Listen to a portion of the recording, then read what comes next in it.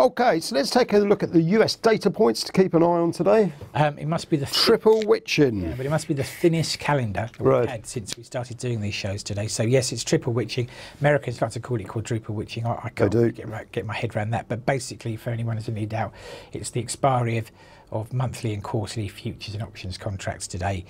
We've already had the expiry in Europe, and many of the US contracts go out shortly after the US equity markets open. So there'll be flows and price changes to keep an eye on there.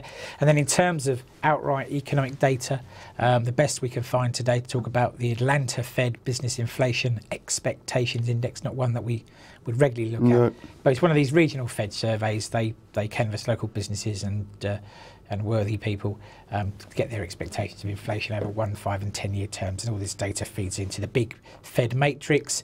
And on the subject of the Fed, 2 Fed governors speaking today separately. First of all, John Williams speaking in San Francisco around 20 to 5 London time, and then Loretta Mester, she's the Cleveland Fed governor. She's speaking to around 5:15 London time in Pittsburgh. So there'll be something to keep your eye on at the close of the market. Understood.